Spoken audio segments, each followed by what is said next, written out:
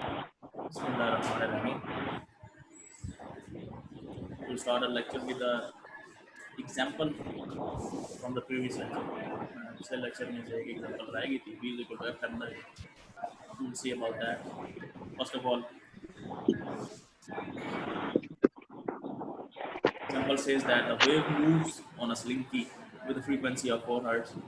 Frequency is given as 4 hertz, which means F is equal to 4 hertz, and wavelength of 0.4 meters. Wavelength is given by lambda. Lambda is 0.4 meters. You can see meters and hertz. These are base quantities, so we do not need to change these values. What is the speed of the wave? Speed of the wave is given by the v, velocity, v, speed,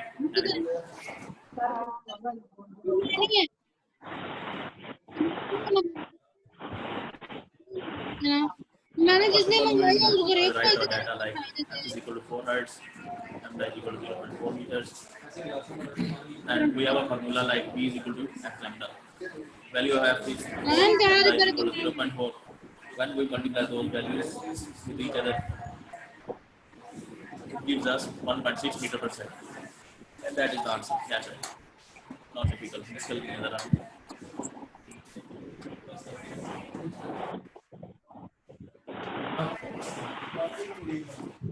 The last topic of this lecture, this chapter is ripple tank.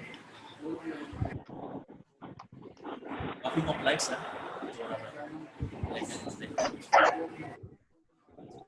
Ripple tank is a device to produce waves.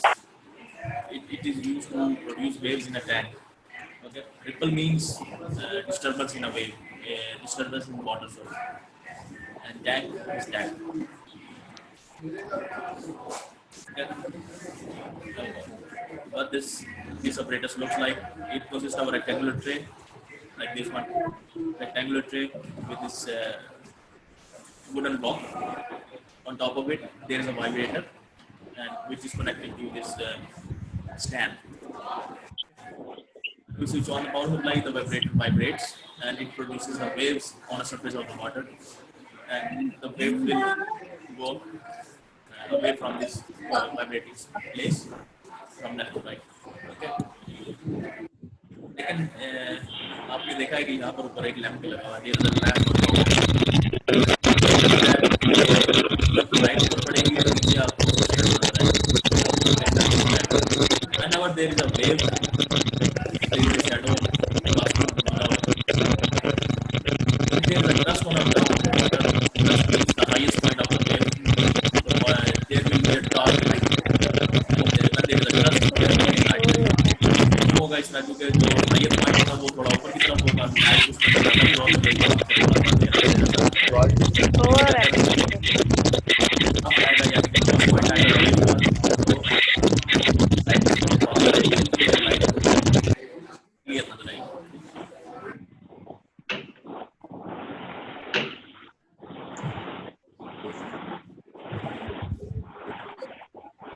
Like this.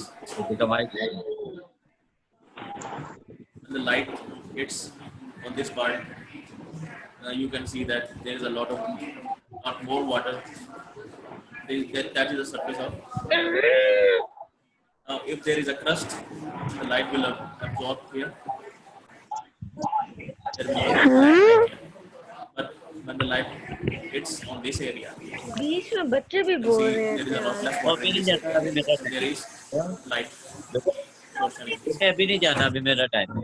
बेटे अभी मेरा time है, बता रहा हूँ मेरा office का time है, अभी आपने कहीं जाना. और नहीं, अभी मैं बता रहा हूँ मेरे ऑफिस का टाइम है, मैं शावर ले. To explain this again, we have a clear top or a clear tank, clear tank with the water in it. We have a paddle. On top of it, there is a vibrator which is connected to the power supply. And if I turn on the power supply, the vibrator starts to vibrate, and it will produce waves on the surface of the water. And now we will see these waves in the form of fringes. Fringes क्या होते हैं? मतलब lines, black, dark, and light lines, like this. View pattern of the things.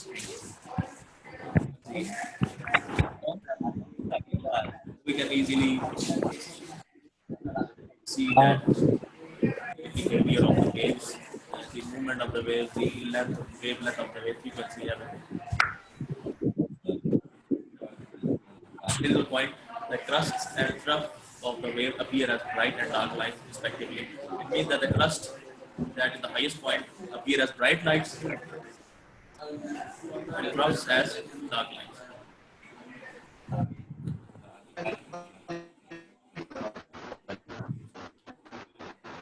Then we will talk about the reflection of the wave. The waves कैसे reflect होती हैं. There are some characteristics of the wave like reflection of the wave, reflection of the wave, and reflection of the wave.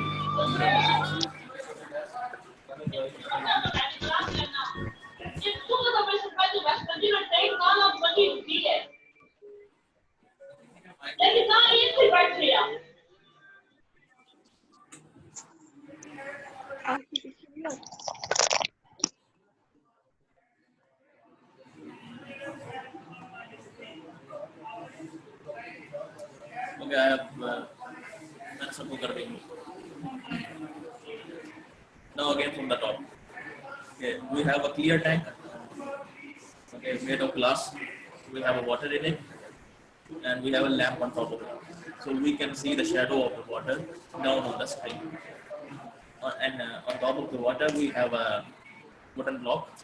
Wooden block is mounted by vibrator, and vibrator is connected to the power supply. When we turn on the power supply, the vibrator starts to vibrate, and it will produce waves on the surface of the water. Okay, now surface of the water, on the surface of the water, when the waves are produced, now we can see the pattern of waves like structure of the lines, dark and light lines on the fluid setting, like on bottom of the tank. यानी कि हम उसके नीचे जो screen हमने रखी हुई होगी, पेपर रखा होगा या कुछ रखा होगा, we can see the lines. ठीक है, lines क्या represent करती हैं? The fringes या crust and troughs. Okay.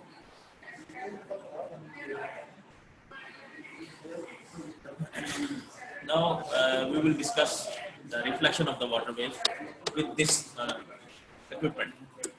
First of all, what is reflection of the wave? When the wave moves in one medium and fall on the surface of another medium, ठीक है, जब एक medium से दूसरे medium तक wave transfer करती है, then they bounce back into the first medium such that the angle of incidence is equal to the angle of reflection.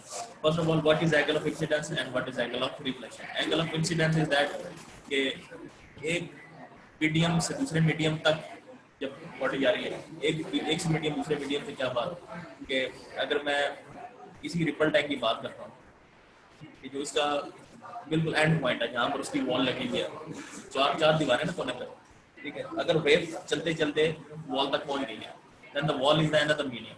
It means that the wave will transfer its all energy to the wall. ठीक है. Now the water itself is one medium and the wall of the tank is another medium. अब एक medium से दूसरे medium तक अगर wave move कर रही है, then there will be a reflection. ठीक है, आपने देखा होगा कि जब वेव मूव करती है तो जब टकराती है फिर वापस आती है कुछ वेव, ठीक है, that is called the reflection. And such that the angle of incidence is equal to the angle of reflection अगर होगा, यानी कि angle of incidence और angle of reflection दोनों आपस में इक्वल होंगे तो तब रिफ्लेक्शन होगा, अदरवाइज रिफ्लेक्शन नहीं होने लगी. इसका ये मतलब है कि जिस लाइन के अंदर वेव मूव कर रही है, इंसिडेंस का मतलब कि जिस डायरेक्शन में वेव शुरू की मूव कर रही है, एंगल ऑफ इंसिडेंस का मतलब जो ओरिजिनेटेड वेव है, जो आपने खुद वेव प्रोड्यूस की थी, उसका जो एंगल है, ठीक है, उसका एंगल और जो रिफ्लेक्टेड वेव का एंगल है, ठीक है, जो वापस आ रही है वेव, उन दोनों का एंगल अगर सेम है तब हम उसको कहेंगे कि दोज वेव्स आर रिफ्लेक्टेड. ठीक है, दूसरा अगर मैं बॉल दीवार के साथ मारता हूँ तो वापस आपके पास आती है, then I will say that the ball is reflecting back towards you. ठीक है, लेकिन अगर मैं उसी बॉल को किसी पत्थर वगैरह पर मारता हूँ, वो डिफ्लेक्ट करके थोड़ा सा आगे पीछे चली जाती है, राइट साइड में चली जाती है, लेफ्ट साइड में चली जाती है, ठीक है, then I will not call that reflection. उसको रिफ्लेक्शन नहीं कहेंगे, उसको डिफ्लेक्शन कहेंगे या रिफ्लेक्शन कहेंगे. ठीक है, रिफ्लेक्शन दोबारा से देख लें कि when the wave will reflect such that the angle of incidence is equal to the angle of reflection.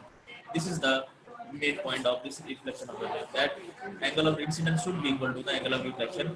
तो ये होती है फिर रिफ्लेक्शन की definition.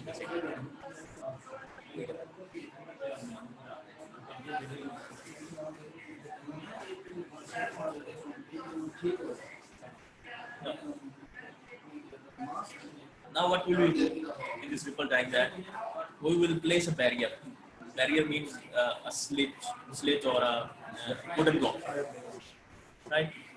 If I place a wooden block at an angle, at some angle in the ripple time, then what will happen that you can see the dark line and white lines as a wave. The dark lines represent thrust and white lines as a thrust.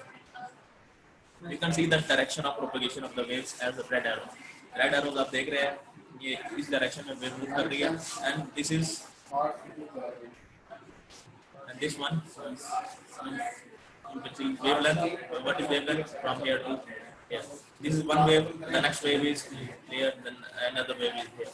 Okay. The wave is moving in this direction, right?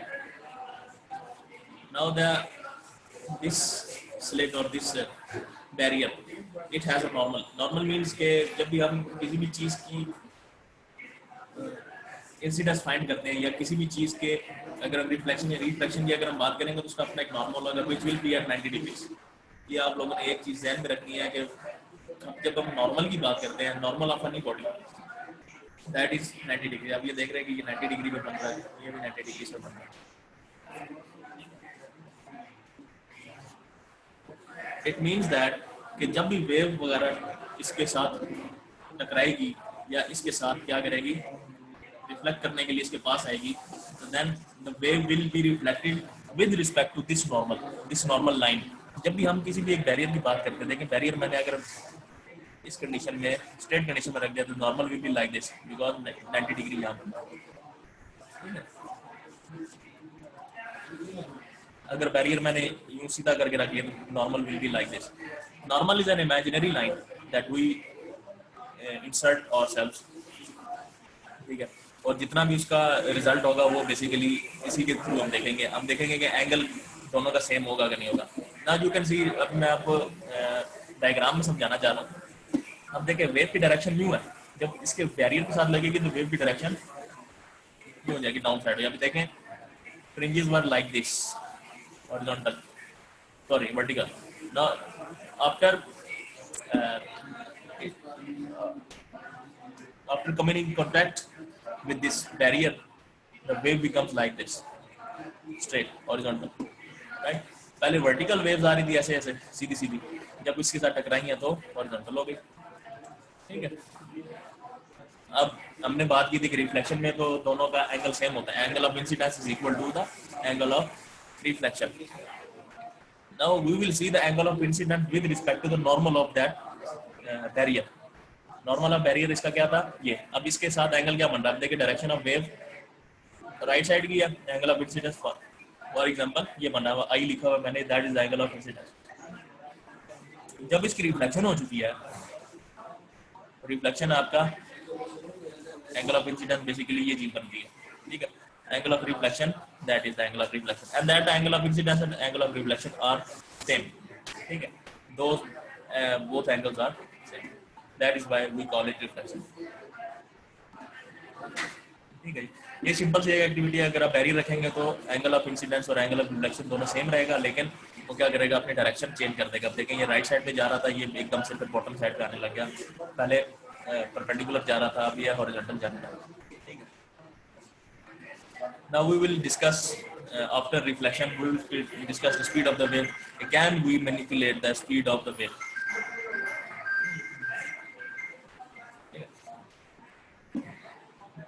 Now अभी हमने क्या कर दिया कि we placed a big block of anything, any solid thing like a wood or a glass here, so that कि यहाँ पर पानी की जो डेप्थ है वो कम हो जाए, यहाँ पर पानी की डेप्थ ज्यादा हो जाए। अब देखिए उसके अंदर आप ब्लॉक रखेंगे तो पानी वहां से कम हो जाएगा, जाहिर सी बात है, क्योंकि वहां से पानी थोड़ा सा क्या हो जाएगा, नीचे की डेप्थ थोड़ी सी कम हो जाएगी डेप्थ की तरफ, ठीक है।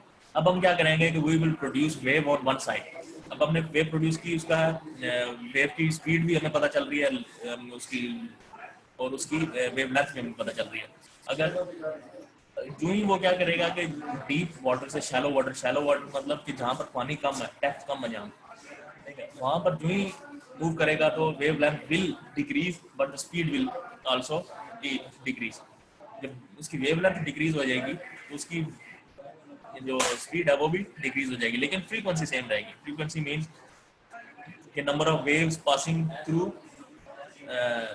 वन पॉइंट इन 1 सेकेंड, कि मतलब 1 सेकेंड के अंदर कितनी वेव्स पास हो रही हैं, सॉरी, ठीक है, that is called the frequency. The number of waves passing in 1 second is called frequency. ये चीजें आपने याद रखने वाली हैं कि जब जब भी डीप वाटर से, यानी कि डीप वाटर से शैलो वाटर जहाँ पर पानी कम हो वहाँ पर वेव्स मूव करती हैं, then the wavelength as well as the speed becomes less. Wavelength will become less as well as speed will be lesser, but the frequency will remain same because कि यहाँ पर जो हम frequency produce कर रहे हैं, यहाँ पर जो हम wave की speed से हम produce कर रहे हैं with motor, that will be the same as it is, ठीक है, frequency will be the same, frequency change नहीं होगी, ठीक है। अब हम तीसरी चीज पे आते हैं, रिफ्रैक्शन ऑफ द वेव, ठीक है, ये मैं खत्म करके ना इसके बाद मैं क्वेश्चंस पे आता हूँ आपके, ठीक है। थर्ड चीज है रिफ्रैक्शन। इट मीन्स दैट कि अगर वही चीज मतलब शैलो वाटर और डीप वाटर का अगर मैं कॉन्सेप्ट लेकर चलूँ, उसको मैं थोड़े से एंगल पे लगा दूँ, मतलब ये आप देख रहे हैं कि जो डार्क वाटर है, dark blue line, dark blue area जो है वो है डीप है, और जो लाइट ब्लू एरिया है ये थोड़ा सा शैलो है, यानी कि इसमें कम डेप्थ है पानी की। तो क्या होगा कि they will continue in the same direction but with some angle of incidence and angle of reflection will still apply, कि वो रिफ्लेक्ट होने की कोशिश करेंगे, ठीक है। लेकिन अगर आपने उसको फुल फ्लैज उसको बैरियर नहीं दिया, आपने सिर्फ क्या किया कि उसकी सिर्फ डेप्थ चेंज कर दी है, थोड़ा सा एंगल अपना चेंज कर लेगा towards, sorry, away from normal, ठीक है। It means that the boundary between the deep and the shallow water is some angle, हमने इसको रखा और फिर हमने उसको ऑब्जर्व किया कि क्या होने वाला है। तो बेसिकली होता ये है, आप इधर थोड़ा सा ध्यान दीजिएगा, मैं रेड पे ले आता हूँ,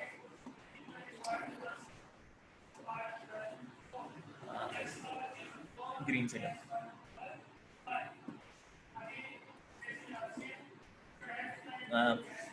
you can see that.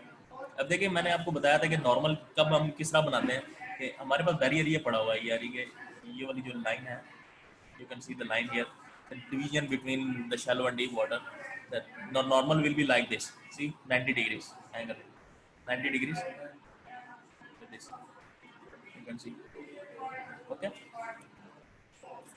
Now we will discuss about the angle of incidence and angle of reflection.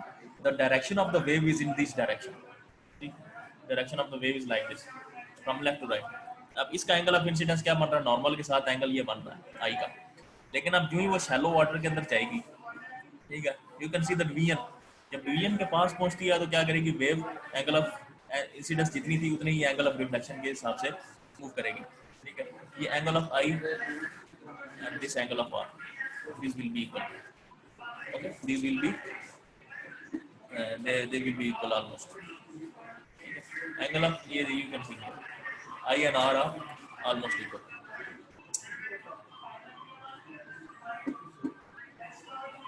ठीक है। और इन कंक्लूजन अगर मैं आपको बताना चाहूँ क्या मतलब है इसका, कि जब भी वेव प्रोड्यूस हो रही हैं तो लेफ्ट से राइट मूव कर रही हैं, ठीक है। अब देखें, अगर आप सिर्फ इस पोर्शन को देखें, ये वाला जो पोर्शन ऊपर वाला है, जिसमें आप देख रहे हैं वेव की डायरेक्शन सेम जा रही है, कोई रिफ्लेक्शन नहीं हो रही, कोई रिफ्लेक्शन नहीं हो रही, ठीक है। और अगर आप इस वाली इमेज में देखें तो इसमें कोई काम हो रहा है कि इसकी डायरेक्शन थोड़ी सी मतलब टेढ़ी है,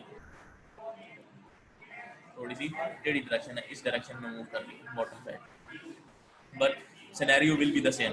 लेकिन क्या है कि इन दोनों, ये सिनेरियो है, ये इसका, ये वाली और ये वाली दोनों वेव जो हैं, ये दोनों आपस में थोड़ा सा एंगल इनका डिफरेंट है, बाकी कोई इतना डिफरेंस नहीं है। लेकिन ये है कि शैलो वाटर में जाते साथ इसका क्या हो गया, ये देख लेंगे, इसका जो बीच का जो डिफरेंस था और इसका जो बीच का डिफरेंस है ये कम हो गया। क्यों? क्योंकि मैंने आपको पहले बताया कि डीप वाटर से जब शैलो वाटर में वेव मूव करेगी, then the wave length will become less. Wave length का मतलब कि एक फ्रिंज से दूसरे फ्रिंज तक या एक लाइट से दूसरी लाइट तक का जो डिस्टेंस है वो कम हो जाएगा, ठीक है। लेकिन वो वेव्स स्लो हो जाएंगी। जो above waves are these are fast, the below ones are slow. The above one has a larger wavelength, these have slower wavelength, but the frequency of those both waves will be same.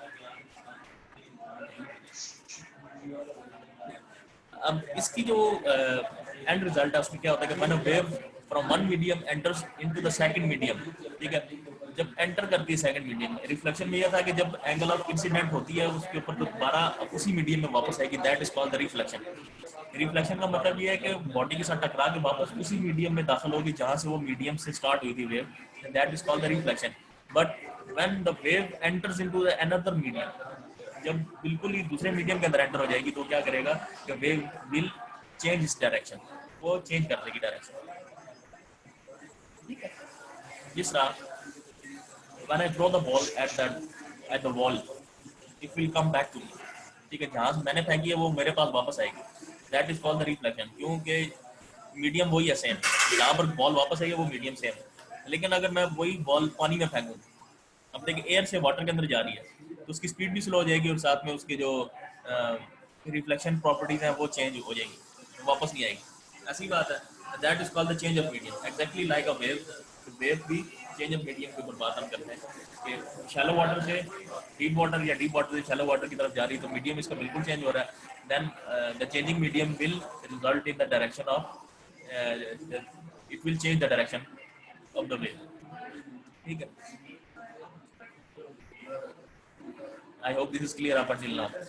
Last point है diffraction. सबसे पहले हमने क्या पढ़ा, reflection, कि जब एक body के साथ लग के वापस अपने मीडियम में वापस आती है, that is called the reflection. The second one was refraction. Refraction means bending of the wave or the changing of the direction of the wave when there is the change of medium. अब diffraction का क्या मतलब है कि एक और इसमें बड़े मजे की चीज है कि अगर आप इसमें एक स्लिट की जगह या एक बैरियर की जगह दो बैरियर्स लगा दें और उसके अंदर थोड़ा सा होल छोड़ दें, इतना होल छोड़ दें कि उसके अंदर से वेव्स पास हो सके, ठीक है, then what will happen to that, ठीक है। सबसे पहले तो हम ये काम करते हैं कि हमने ट्रिपल टैंक लिया, उसके बाद हमने इसके अंदर वेव्स प्रोड्यूस किया और उसके सामने आके दो बैरियर्स रख दिए, ठीक है। अब ये दो बैरियर्स देख लिया, राइट साइड वाला जो बैरियर है इसके बीच का जो डिस्टेंस है सच दैट के that distance is equal to the wavelength. इसकी ये देख रहे हैं दो फ्रिंजेस के बीच की जो डिस्टेंस है और ये जो इनके दोनों के बैरियर के बीच के जो डिस्टेंस है, दीज आर इक्वल, ठीक है। और जो लेफ्ट साइड पे उसमें ये है कि काफी ज्यादा कर दिया ताकि पता चल जाए कि अगर डिस्टेंस अगर ज्यादा है तो क्या होगा। First of all, what is the definition of diffraction? The bending और स्प्रेडिंग ऑफ द वेव, यानी कि जब वेव जाते जाते बेंड हो जाए कोनों से या स्प्रेड हो जाए, ठीक है। When there is an obstacle, obstacle मतलब कोई रुकावट होगी इसके सामने, then that is called the diffraction, ठीक है। अब हमने क्या कर दिया बेसिकली कि हमने उसके सामने एक ऑब्स्ट्रक्शन रख दिया, वो एक ऑब्स्टेकल रख दिया, तो क्या होगा कि उन्हीं ऑब्स्टेकल के साथ वो वेव्स टकराएंगी, ठीक है। इस पॉइंट पे अगर आप देखें, the waves were going straight direction, see everyone each point was going straight, but when they come in contact with these obstacles the wave will bend, ठीक है। और बेंड भी किस तरह होंगी कि जहाँ पर ऑब्स्टेकल है वहीं पर से बेंडिंग स्टार्ट होगी और वो वहाँ से इंक्रीज होती जाएगी। ये देख रहे हैं आप, ये थोड़ा सा इंक्रीज होता जा रहा है in that direction up until के लास्ट में बिल्कुल इस तरह की वेव आना स्टार्ट हो जाएगी, नेक्स्ट वेव आपकी इस तरह की हो जाएगी, ठीक है। ऐसा ऐसा करते करते ये it will be in a circular motion, ठीक है। लेकिन what if that we decrease this distance between two slits या two obstacles such that this distance becomes equal to the wavelength, यानी वेव का जो लेंथ है ये यहाँ से लेके यहाँ तक जो डिस्टेंस था, मैं स्प्रेड कर दूँ ज़्यादा क्लियर नजर आएगा आप लोगों को। ये जो डिस्टेंस था this distance and this distance, ठीक है, दीज आर इक्वल, ठीक है। फिर क्या होगा कि बेंडिंग तो होगी दोनों साइडों पे, ठीक है। हमने बात की थी कि जहाँ पर कोई ऑब्स्टेकल पाया जाएगा वहाँ से बेंडिंग होगी, क्योंकि हम अभी तक पीछे भी पढ़ते आ रहे हैं कि when there is an obstacle, when there is a change of medium, then the wave will bend या wave will change its direction, exactly like this। कि यहाँ पर भी क्या होगा कि बाकी ये वाली सारी की सारी वेव क्या हो जाएगी, रिफ्लेक्ट हो जाएगी, क्योंकि there is a solid obstacle here, there is a solid obstacle here, यहाँ से वेव दोबारा पीछे की तरफ रिफ्लेक्ट हो जाएगी। लेकिन यहाँ पर अब हमारे पास थोड़ी सी एम्प्टी स्पेस है, यानी कि उसको गुजरने के लिए जगह मिल गई है। That the wave will bend because it is moving from one medium to another medium, the wave will bend from both sides. इधर देखें, इस वाले पॉइंट के ऊपर भी बेंडिंग होगी, नीचे वाले पॉइंट में भी बेंडिंग होगी। As a result the wave will move in a circular direction. ठीक है, हमने स्ट्रेट फ्रिंजेस प्रोड्यूस किए थे, जब वो ऑब्स्टेकल के थ्रू गुजर के चली गई, then we have a circular waves on the right side. ठीक हो गया, I hope this is clear. यहाँ तक हो गया डायफ्लेक्शन, फिर उसके बाद हम एग्जांपल हम देखेंगे। ठीक है, आज का लेक्चर थोड़ा सा लंबा हो गया, काफ़ी लंबी हो गया। ठीक है, ये लास्ट एग्जांपल और यहाँ पर हमारा चैप्टर खत्म हो जाएगा। कोई भी क्वेश्चन वगैरह होगा तो नेक्स्ट क्लास के अंदर हम पूरे के पूरे चैप्टर की क्वेश्चनिंग करेंगे इंशाल्लाह।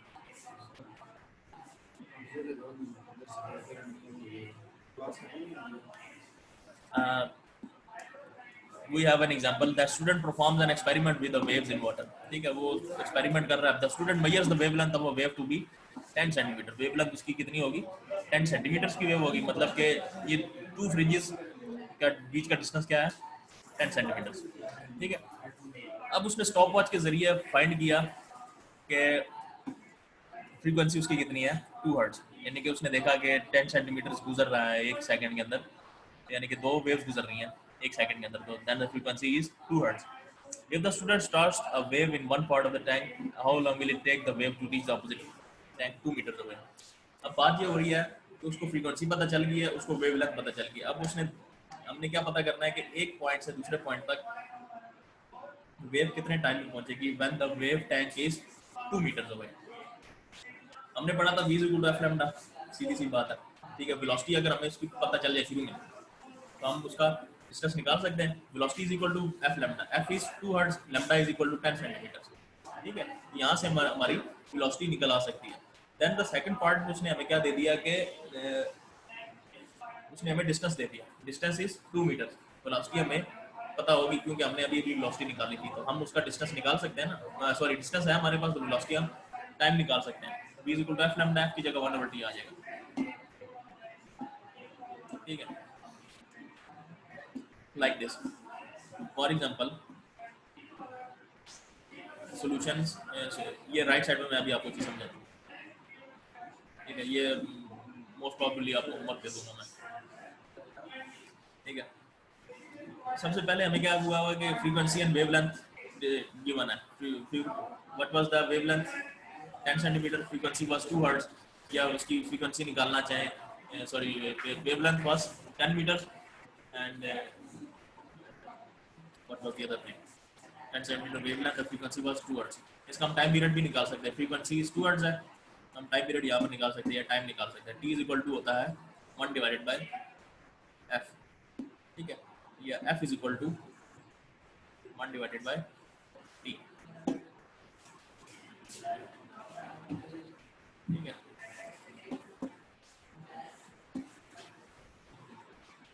t is equal to 1 over f। 1 over f का मतलब है 2, तो 1/2 इज इक्वल टू 0.5 होता है।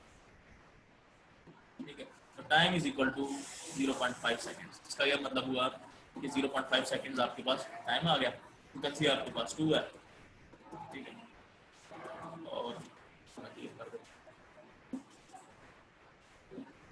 First of all we will, जिस तरह हमने बात की थी कि we will find velocity. Velocity अगर हमें पता चल गई तो सेकंड में आपको डिस्टेंस गिवन है, तो आप उसकी स्पीड निकाल सकते हैं, टाइम भी निकाल सकते हैं, सारा कुछ निकाल सकते हैं। First of all we will find the velocity v is equal to f lambda, frequency is given by 2 hertz, lambda is given by 10 centimeters, या फिर अगर हम इसको कन्वर्ट करें तो 0.1 meters बनता है। ठीक है, then the velocity will become 0.2 meter per second। ठीक है, यहाँ पर आपके पास वेलोसिटी आ गई। अब आपने क्या करना है कि टाइम निकालना था कि how much time required from one part to another part for the wave to travel in 2 meter। अब हमारे पास देखें v is equal to f lambda। ठीक है, तो f की जगह मैं लिख सकता हूँ v is equal to lambda by t। ठीक है जी, इसको मैंने क्या कर दिया, lambda by t लिख दिया। अगर मैं इसमें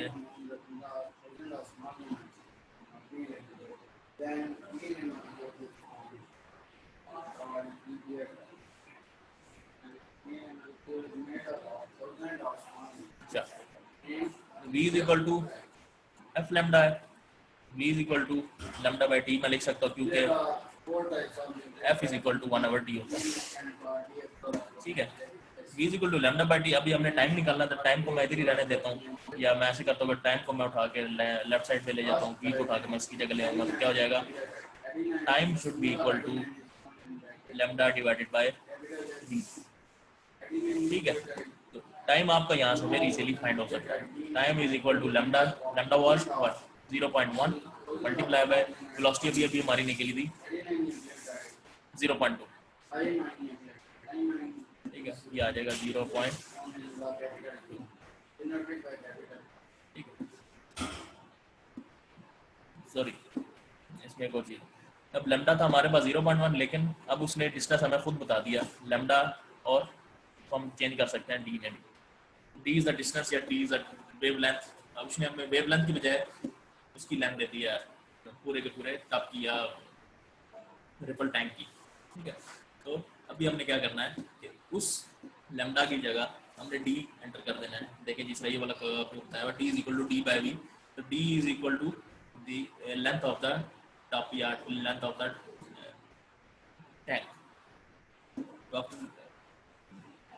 simplifying this we get 10 seconds, it means that कोई वेव उसको एक जगह से दूसरी जगह तक पहुंचते 10 सेकंड लगेंगे।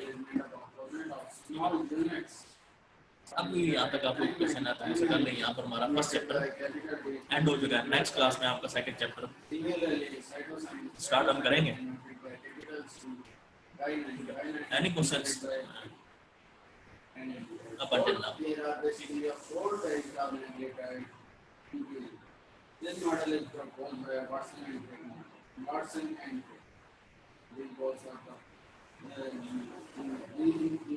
अच्छा, आपने लिखा है कि as the wave of speed of wave does not change in same medium, so how can speed of wave change in the deep water and shallow water?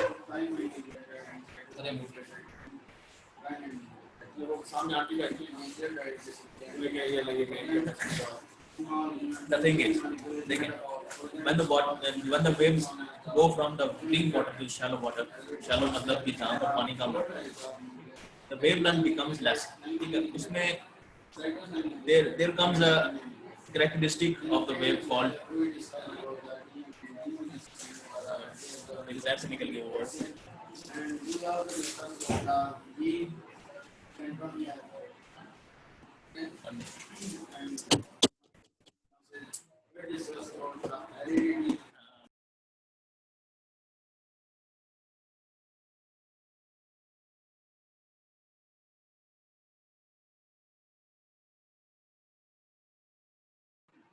थोड़ा सा इंटरनेट इशू आ रहा है।